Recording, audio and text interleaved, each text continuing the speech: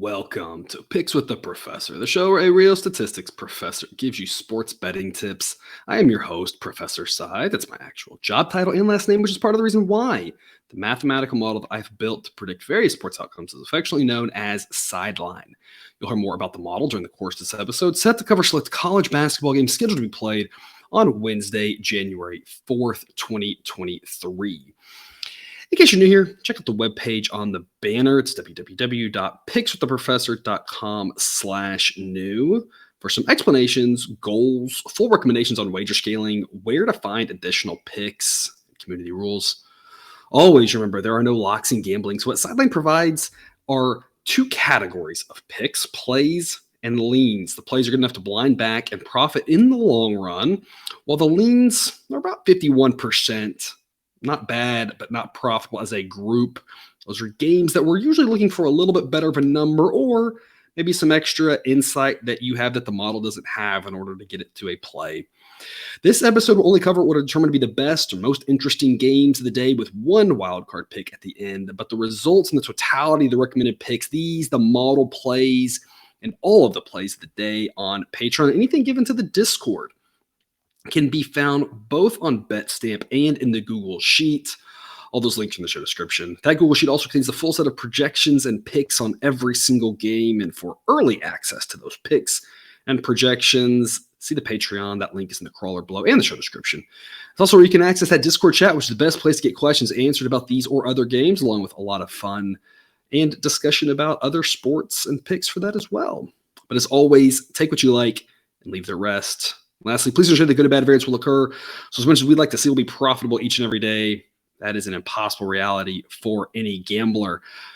Got a big Wednesday slate here, a ton of games, and a ton of kind of quasi-interesting games for one reason or the other that just wasn't able to cover because I don't want to, again, do this for 2 hours. Some of you might enjoy that, but that would create a really long show. So we're just going to hit what I'm considering the top at the top.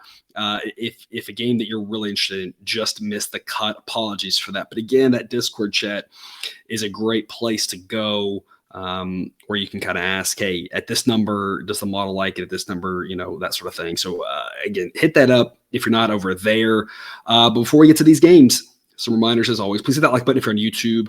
Also, if you aren't yet, please consider subscribing or following. It's free. And if you turn on notifications, then you won't miss any of the college basketball, MLB, or college football content that this channel provides. I've already mentioned the Patreon, but check it out if you haven't yet. Lots of great benefits to be found over there above and beyond what we do here.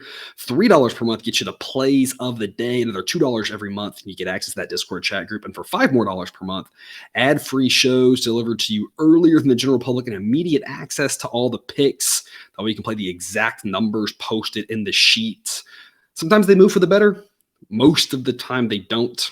Go to www.patreon.com/picks with the professor for more details. But even if you're not there, we're still thrilled to have you here. Let's get to it. All in courtesy of Bet Online. Sign up link in the show description and current as of the time of this recording on Tuesday afternoon, 6 p.m. Central. Duke at NC State. Duke in this game is a 3-point road favorite. They are obviously the better team. But on the road, it kind of makes this an interesting one.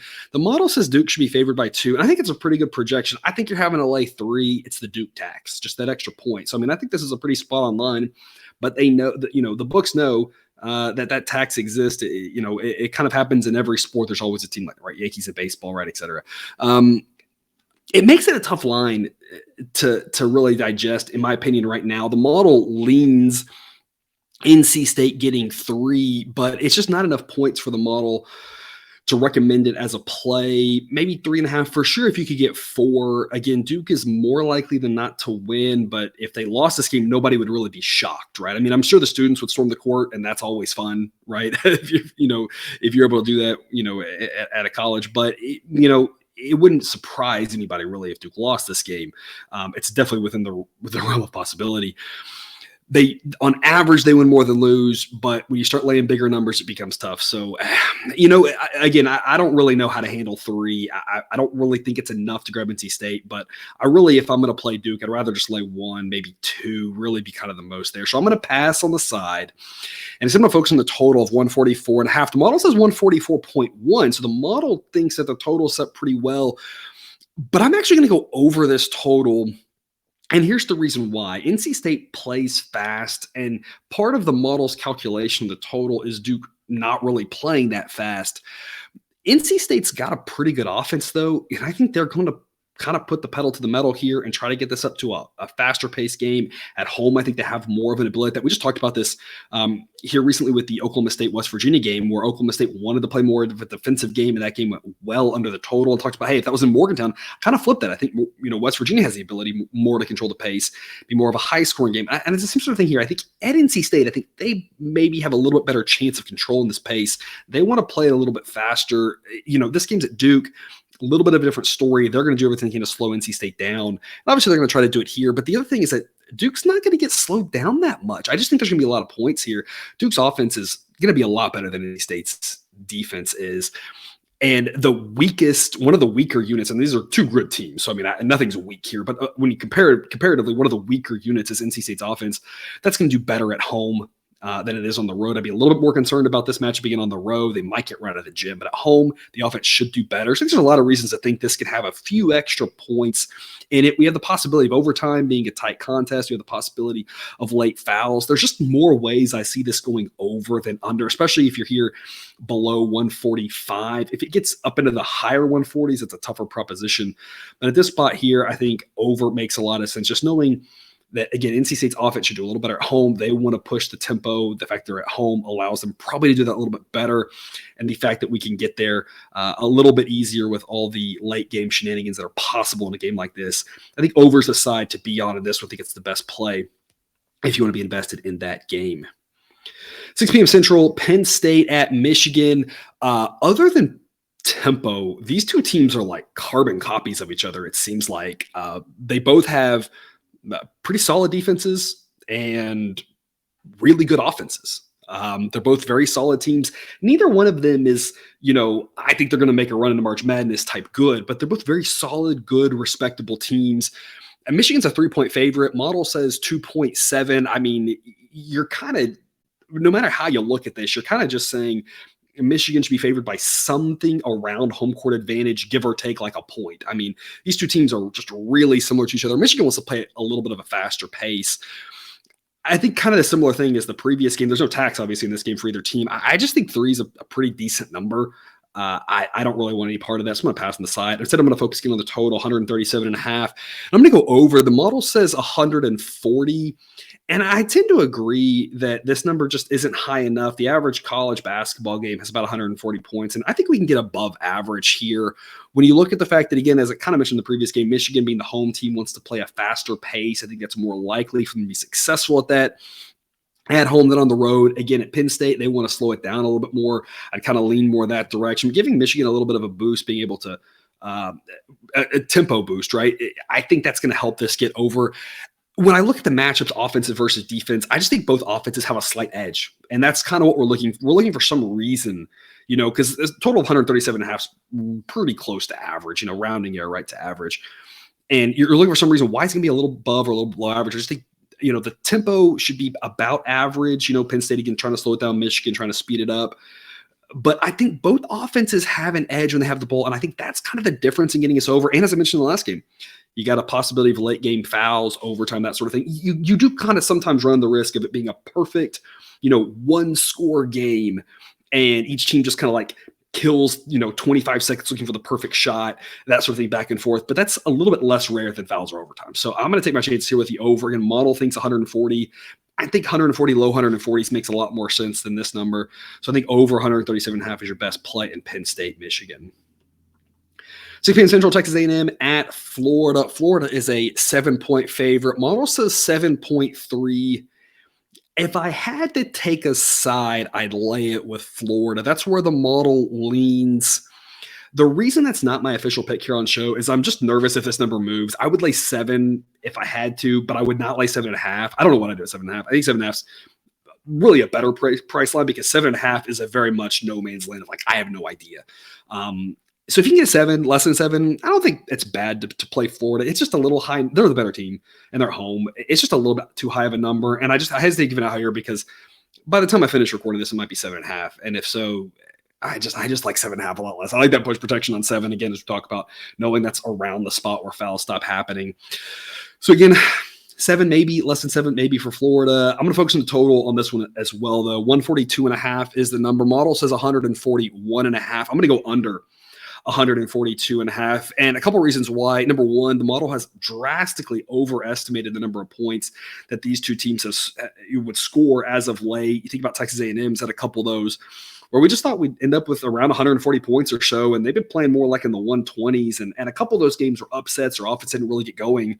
You say, well, Florida's got a pretty good defense. Like, if that happens here, we're not going to get anywhere near 140 if their offense keeps going, and it's kind of struggled a little bit as of late to get going consistently. Florida's defense can definitely do that.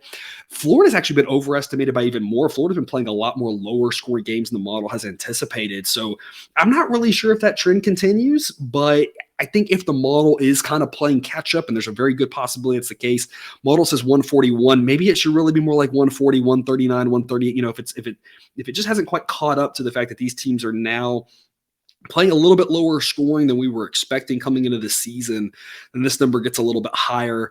You do obviously have that foul possibility. So you're kind of hoping at this point, going under, we're kind of hoping that, it plays like that West Virginia, Oklahoma State game where just both teams just kind of grind it out a little bit, or we're hoping that Florida maybe runs away and then we have a sleepy second half. So I think under here, though, is a good, good investment, especially that's north of 140. It makes sense. So the model kind of leans that direction.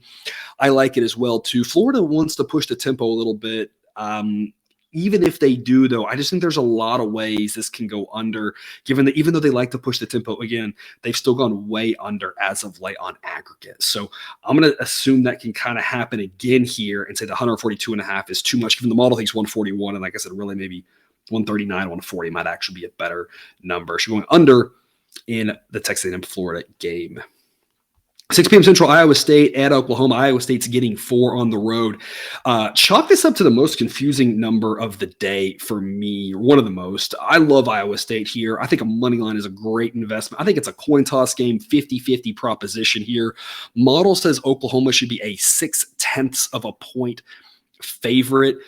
The Big 12, I constantly talk about the Big 10 and the home court advantage. I mentioned it here about 24 hours ago. The Big 12 has some great home court advantages too.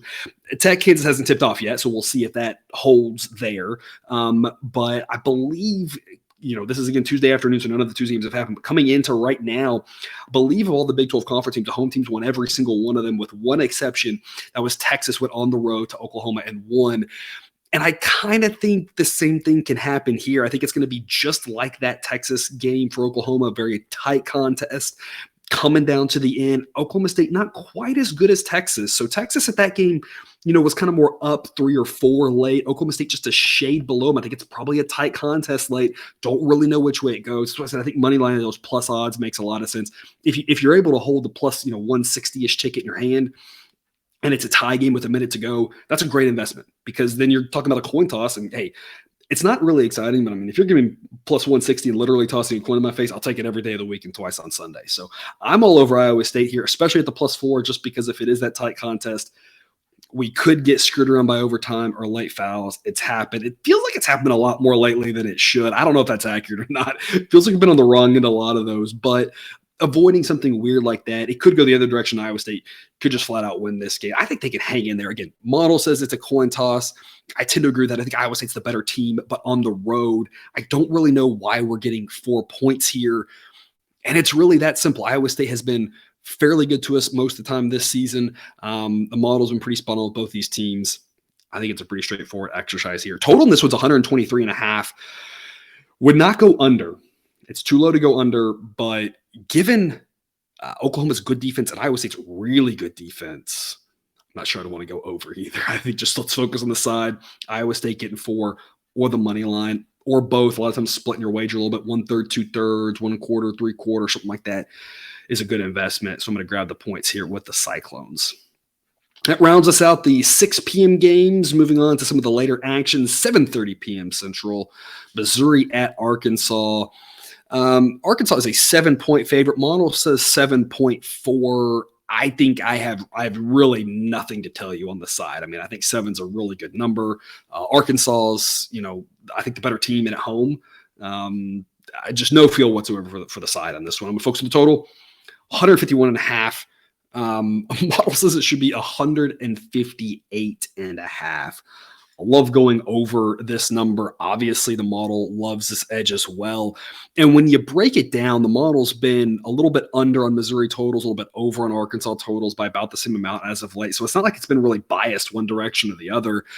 Both these teams play pretty fast. I mean, they're not the fastest teams in the country, but they're up in the top, quarter, top, 15%, whatever. I mean, they're up there with regards to pace. Missouri has just an incredible offense and just a very average defense. Arkansas's got a good defense, but I mean, Missouri's offense is so good. It seems like they're going to score on anybody, especially with the pace that they play at. Like Missouri's going to get theirs almost against anybody. Like maybe Tennessee would be the one I'm really interested to see, like how they do against them. But like otherwise, that offense is really, really good, and they play fast. And their defense, again, just average. Arkansas's offense is good. They're going to get theirs too, just because they're not going to be challenged really. And Arkansas's offense not good enough, I think, to score against the top-notch defenses. But that's not what we have in Missouri. They have the top-notch offense, again, with the pace here. I think this is just going to be a shootout, wild, a lot of fun, real fun basketball. I mean, this is maybe a must-watch game just because it's just so many points. I think 160 is more likely to happen than 150. So when you go over this, again, model thinks about 7 points higher than this on average. It's really an open and shut one for me. I love this over. No locks in gambling. You never really know what happens, right? You pull one game from a distribution to game, both teams can go hold. Anything weird can happen. So again, you just never really know. But just on average, this should be a very, very high scoring game, and 151.5 just is not enough points on aggregate. Also at 7:30 p.m. Central, UConn and Providence. This one should be a fantastic one. UConn on the road here, coming off of that loss. There's only one undefeated team as of now. New Mexico plays tonight, so I mean, by the time you watch this, maybe we know if there are any undefeated teams left. But UConn, playing against a really good Providence team. Obviously, UConn the better team, but on the road. Question is, how much can they win by? The line is 5. The model says 4.8. So I just don't think the spread is worth attacking here. You could come at it at an angle of, if you think Providence can hang around, maybe take a chance on the money line. If you think that UConn can pull away late, you maybe get that fouls, and laying a short number like 5 makes sense. Model says 4.5. It just really is just not wanting any part of this. There's a 5. It's just a pretty good price here. If it got up maybe to 6, I think you could probably talk the model into playing Providence, but at 5, it's just not good enough. Instead, though, the model loves the under 143, says that the number of points on average is 139.5. We got Bird with the under in UConn last time. I think that was more about Xavier than anything else, though. That was the fear going in. We knew that they would play. I mean, they play just at a crazy pace, great offensive team. So we kind of knew that going in. Just was hoping that in such a big contest that there might be a little bit more feeling each other out, a little bit more, what's the boxing there? They're kind of dancing around a little bit more of that, a little bit more looking for good possessions. And that was not the case in that game. Xavier really controlled the tempo. As we talk about sometimes with home teams, they have a better chance of doing that. Providence, though, they don't play slow, but they're no Xavier, right? Both of these teams play at about the same pace. So we kind of know what we're going to get with pace. There shouldn't be really a one team is trying to speed it up, one team's trying to slow it down. And that helps us kind of project out what will happen, because now we're just getting to analyze how the offense is going to do against the defense and multiply by possessions, and we can go from there because we have a decent feel about how the possessions will go. Again, aside from overtime and late game fouling, right? That's something that always can cost us here. But in general here, UConn's defense is just so good. I think they can really frustrate Providence. But Providence here at home, a good enough defense. In Providence, I think they can get enough stops here against UConn to keep this at a little bit lower of a scoring game than the odds makers expect.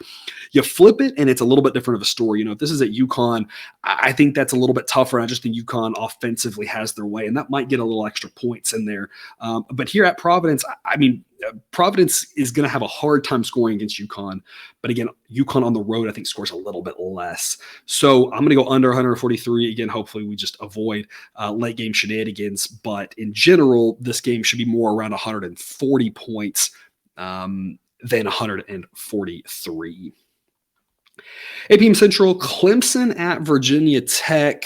Virginia Tech is a 5.5 point favorite. Model says it should be 6.5. I'm going to lay the 5.5 Virginia Tech. It's not a model play. It's only a model lean. If it was down to 4.5, it'd be a model play, but I still think laying 5.5 is fine. It's just a slightly less investment. So I recommend here the show plays are at a half unit or an extra half unit than the model play. So this is one of those where if it drops down, 5 is a little bit better, especially 4.5. You shop around, right? Again, I'm only doing everything at one book, right? So right, that's that disclaimer where I talk about the model picks being 53 to 54%. That's at one book, right? That's not shopping around. You shop around, you ought to be able to up that at least 1% or 2, right? Always make sure you got it, at least 2, at least preferably 3, maybe 4 outlets to shop around, get good prices, get better on the odds. That way your ROI increases. If you're at 53%, at minus 105 odds, it's a whole lot better than at minus 110, right? So always shop around. You can get 5, it's a little bit better. 4.5 becomes a model play. If it gets a 4, model really starts to like it. Bottom line, I still have Virginia Tech as the better team at home, and so I think that's the side to back here. As long as the number doesn't get too high, I think still playing it at 6 is fine. I just wouldn't go above 6. So I don't know where the number's going to go, right? In general, it goes towards my model, but that doesn't happen all the time. We see it every day. There's dozens of cases where that isn't true. It's a 2/3, 1/3, 3/4, 1/4 type thing. So I don't know where this number's going, but if it's at 6, I still think it's a reasonable investment on Virginia Tech. At 5.5, I think it's fine. Again, 5, 4.5, a little bit better, but you got the better team at home. I mean, it's really that simple. Model's been pretty spot on with both of these teams. It hasn't really liked backing either one of them. But again, at this point, you've got just a better offense in Virginia Tech. That's the difference here, is that both these teams are pretty similar. Virginia Tech, just better offense at home.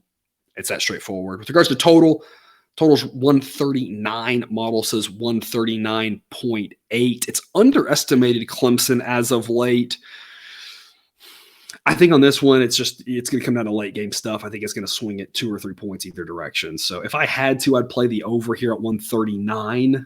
I think 140 is probably a little more likely, but it's not a big enough edge to really waste our investment. There's a lot of games on Wednesday, a lot of smaller games, so you can make sure you check out the sheet for all the other picks out there. A lot of good picks, a lot of other places to spread our money around the total in this one. But if you're going to take a side, I think Virginia Tech minus 5.5 is a pretty reasonable investment. APM Central Illinois at Northwestern, 2 teams both here in the state of Illinois. A little bit of a rivalry here. Illinois is a 3.5-point road favorite. Sideline says they should only be favored by 1.7. The model leans Northwestern. The model's underestimated Northwestern on aggregate as of late and overestimated Illinois.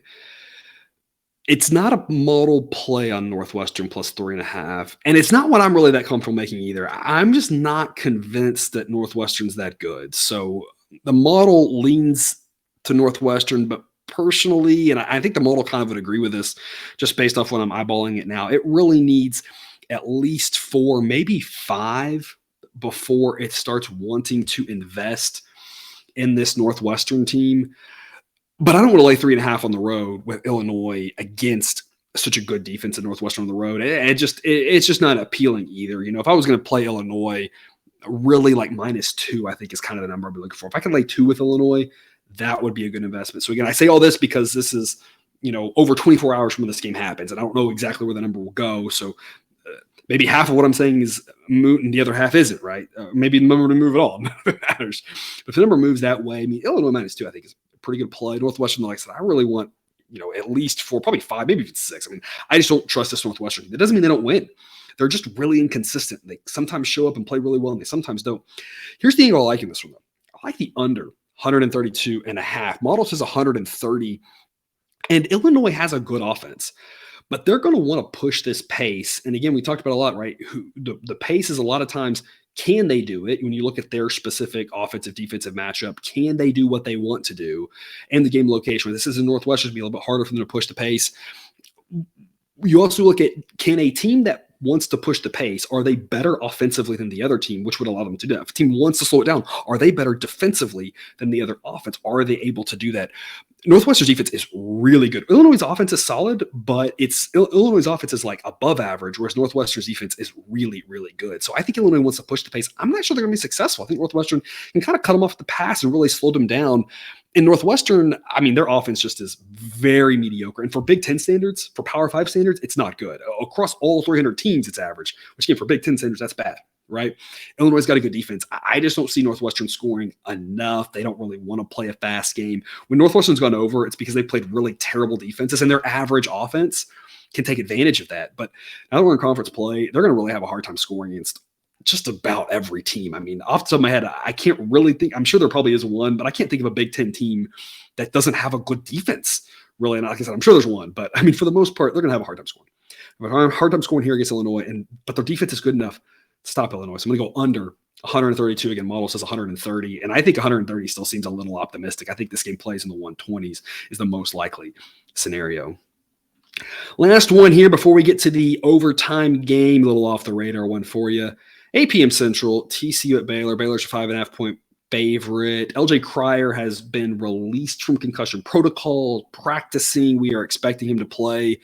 The model isn't really considering that. The way it's built is more of a hedging on all these injuries because it's trying to figure out what's going on based off of what's happened in previous games.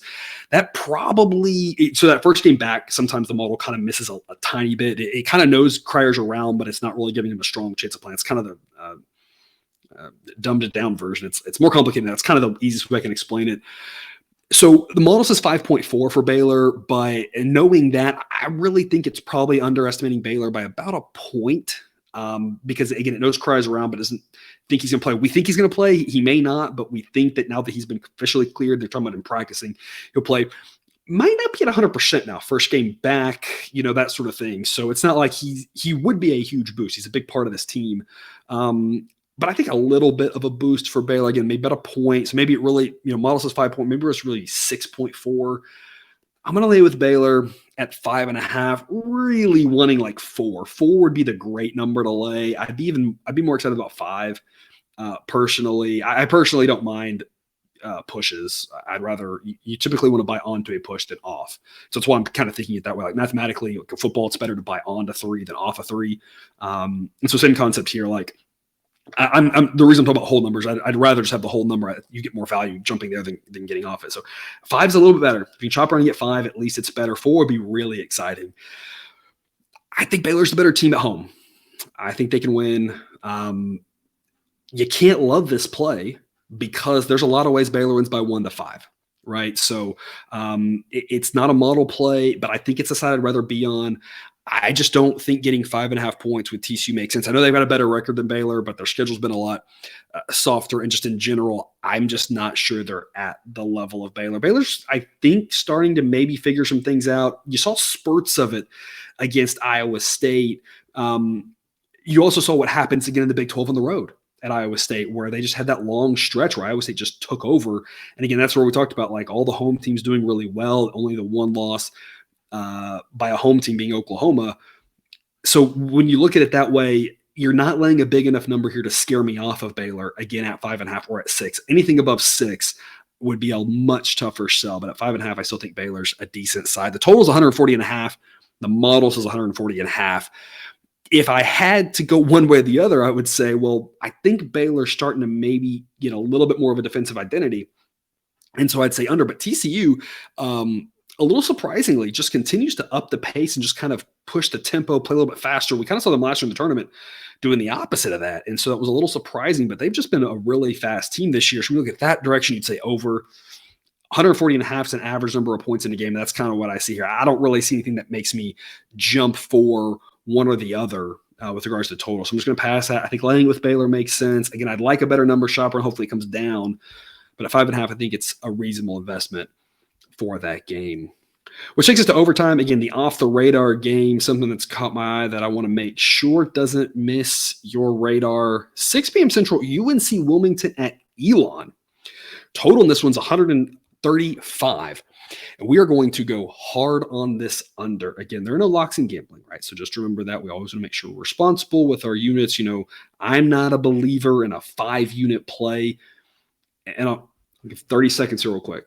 I don't want to ramble on this, but my quick 30-second spiel there is, mathematically speaking, if you actually had the edges, there are justifications for plays like that. The problem is time and time again, when we look through it, there is no evidence that has ever been found anywhere that we are that precise with our edges. And so the idea is if you actually had an 8% edge, it would warrant something like that, right?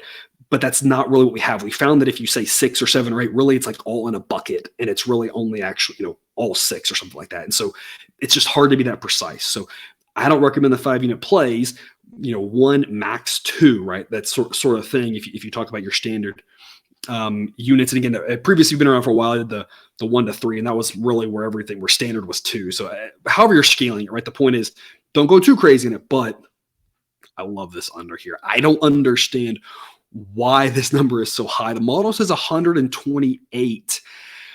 And to me, the bottom line is both these teams play at a pretty similar pace. So we know what we're going to get from the pace. Elon offensively is terrible. They are going to have a really hard time scoring. They're at home, but it doesn't matter, right? UNC Wilmington has an above average defense. The model thinks Elon can get to 58.5 on average. I would be really surprised if they got to 60. UNC Wilmington, on the other hand, should be able to score a little bit more. They will have an edge offensively. They have a little bit above average offense. Elon a little bit below average on defense, but they're not really going to push the pace here.